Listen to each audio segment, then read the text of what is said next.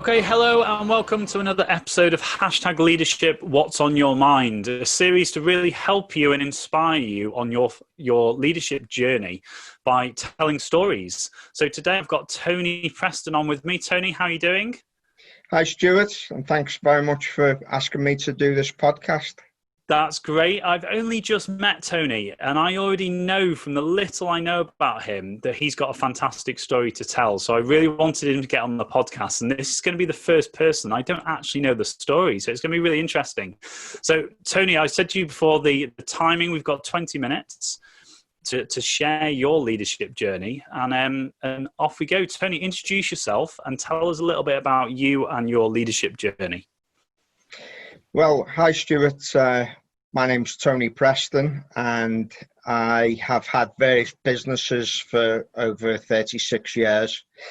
And I'm now put myself out into the business world as a coach, specialising in the construction sector and small service kind of industry businesses. So tell us a little bit about, we had a little chat before, didn't we? Tell us a little bit about your background, the foundations, if you like, of your leadership. And it definitely goes into resilience, which I love. So tell us a little bit about your story. Well, I'll start at the beginning. Let's see.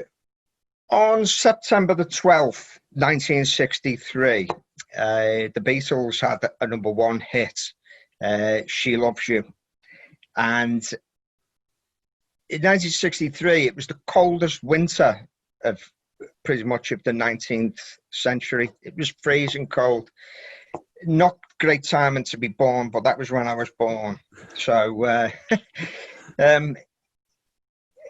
was born in Birkenhead, which is near Liverpool, and famous for the shipyard, Camelot Shipyard.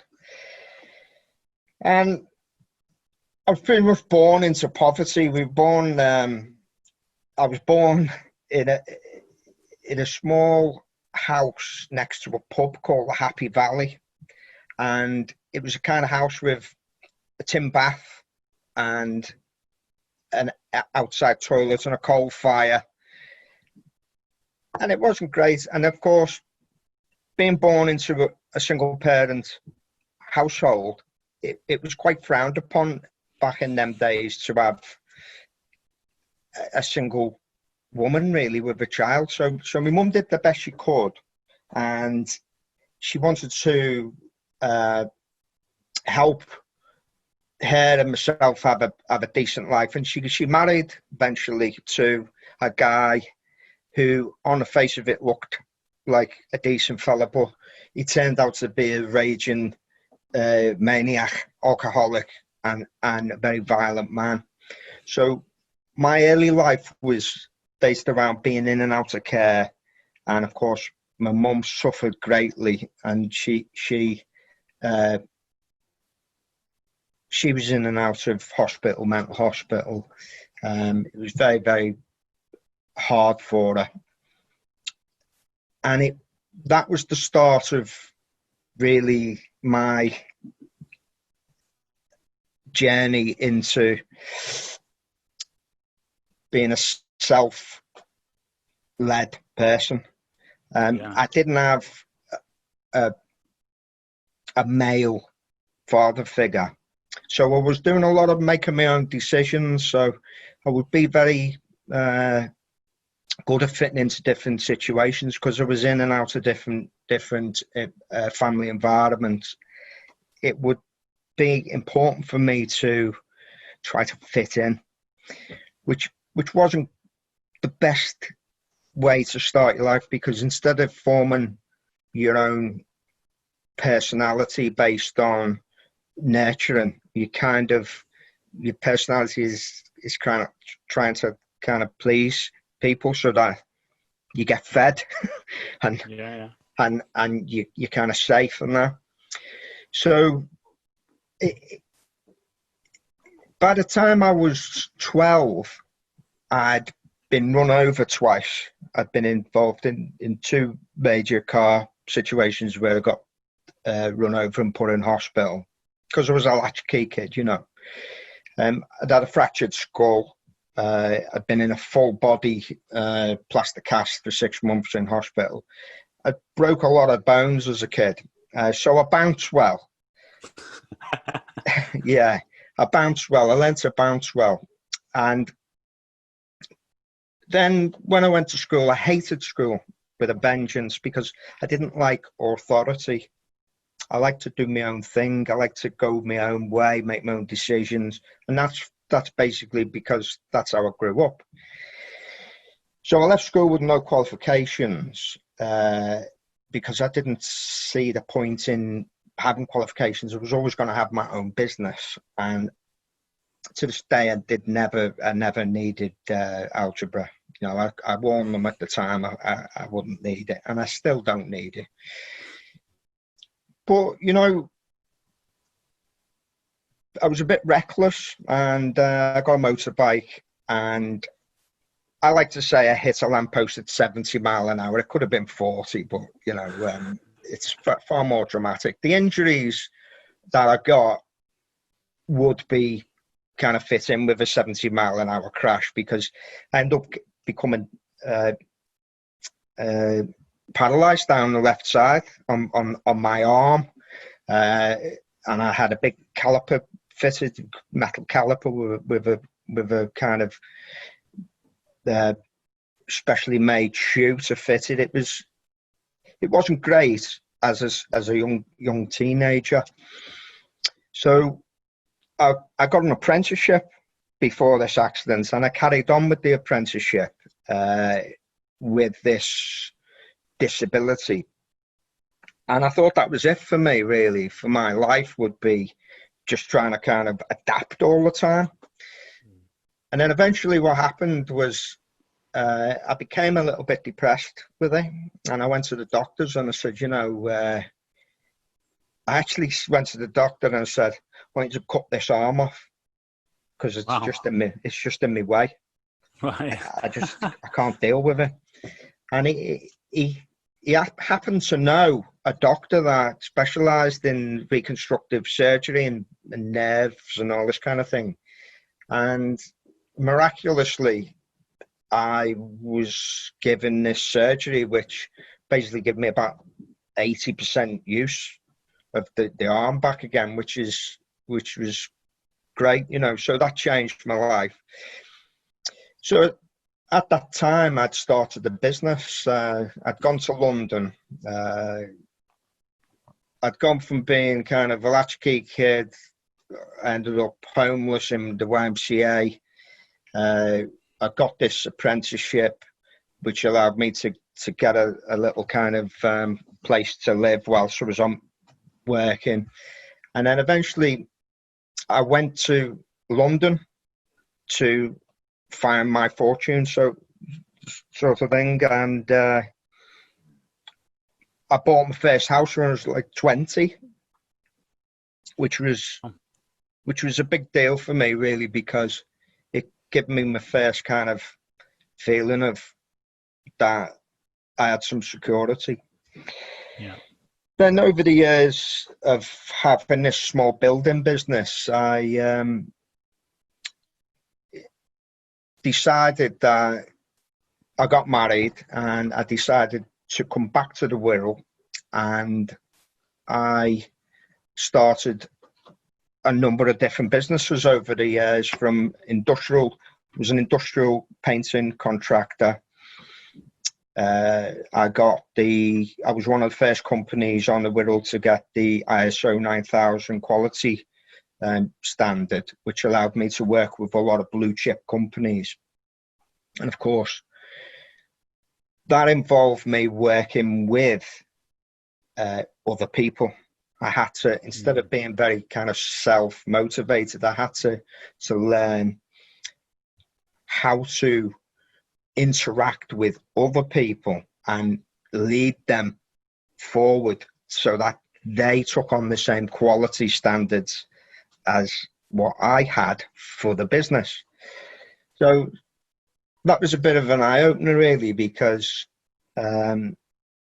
my whole reason for having a business was not really to become a multimillionaire overnight. It was just to not be in poverty, to never be there again, to have something which was mine, and I could be someone that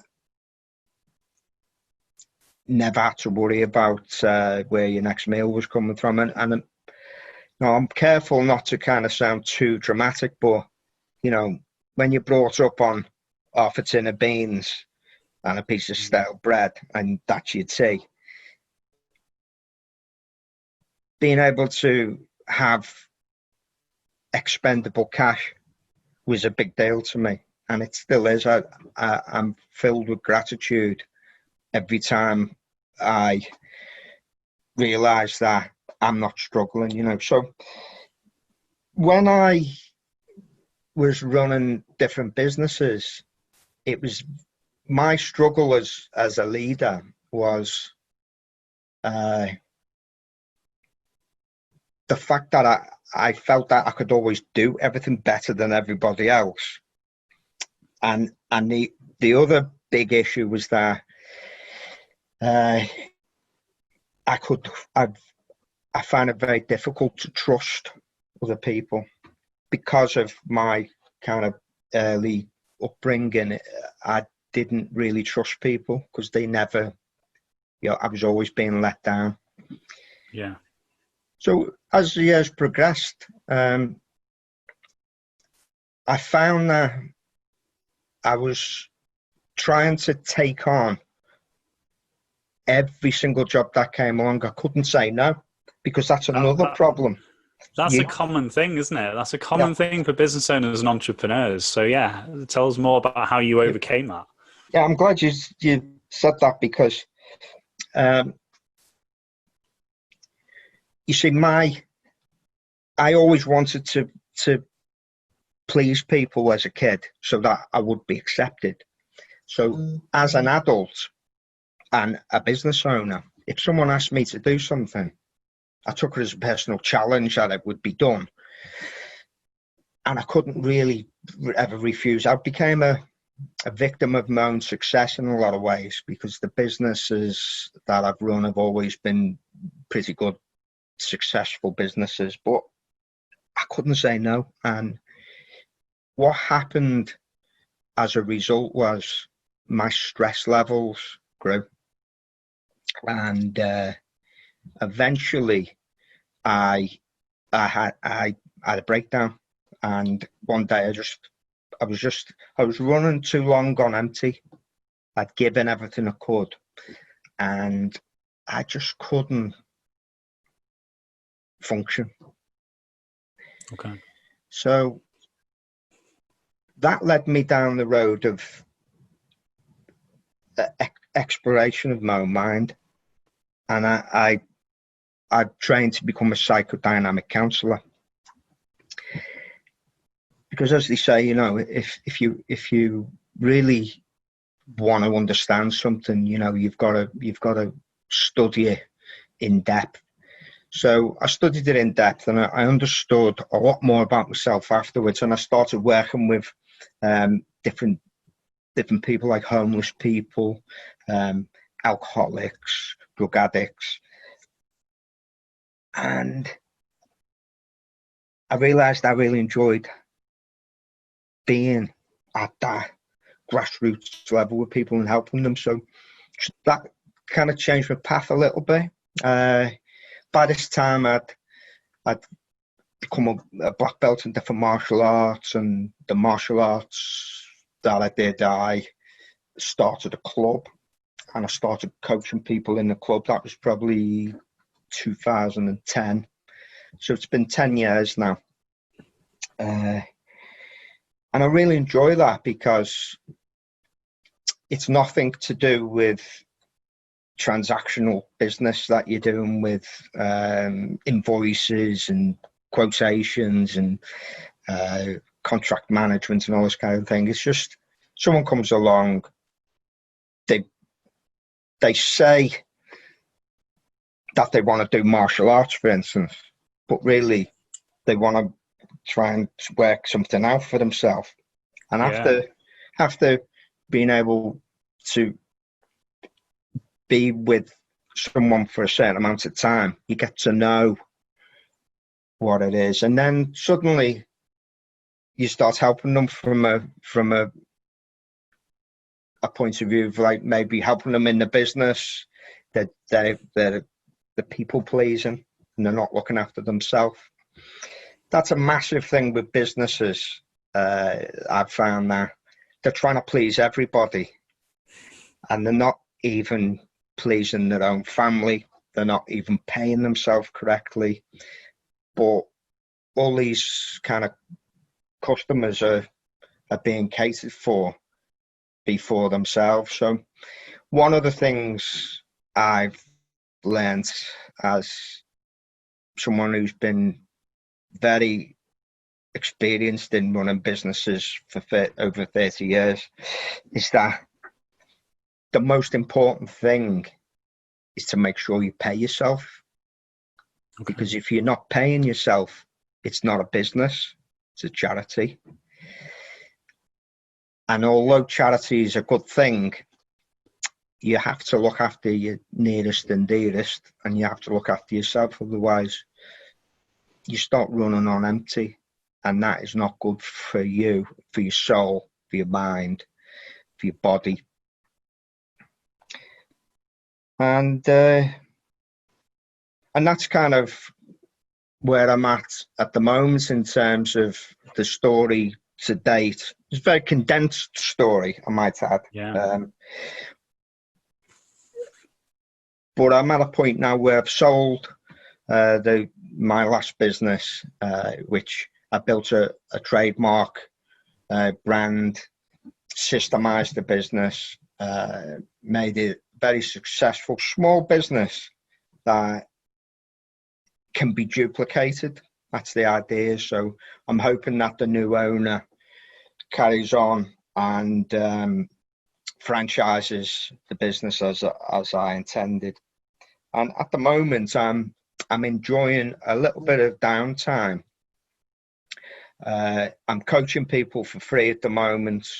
I'll do one session a day, 45-minute session, because I like it.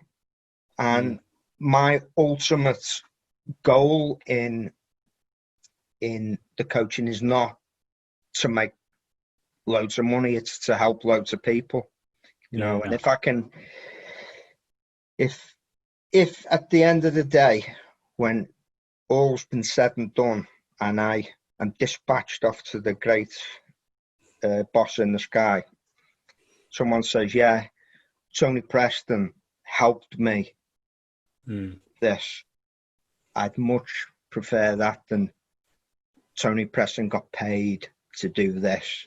Yeah. You know, it's all about what you can, when you get to, you people who are like 20 and 30 and 40 even, I think once you start hitting the 50s, you start thinking, what can I actually give back? Yeah. Because I've been given a lot through, even though a lot of the stuff I've done in my life is because my purpose was to never be in a poverty situation, and my why was I need to have the security of knowing that I'll always kind of be safe by having these things. When you get all those things, you realize that the main reason that you've done all of the things you've done is to find peace of mind and happiness. And if you're happy in what you do and you've got peace of mind, so it doesn't matter what size your business is. Going slightly off track, most things these days is about becoming a millionaire and, you know, having all these flash things and doing as little as you possibly can, and it's going to come in while you're sleeping, and you've got multiple income streams, and it's all about this side hustle kind of stuff which people are talking about. It's not that. It's about finding something that you're happy with. It's finding the passion that you need to wake up every morning and go, that's what I'm doing. And if that thing doesn't happen, you're not going to go and beat yourself up about it. It's not that important. The main thing is, what have you been able to give in order to have that peace? That ultimately, that's all I ever wanted. My ultimate aim in life was to just have peace of mind and be happy. And I can actually say I've never been happier now that I'm kind of at a point where I've gone, right, I'm not doing all that anymore. I'm just doing this. And this is kind of what I always wanted to do. So, do you know what, talk about timing. That is, I don't know whether you've got a timer over there, but that is exactly 20 minutes.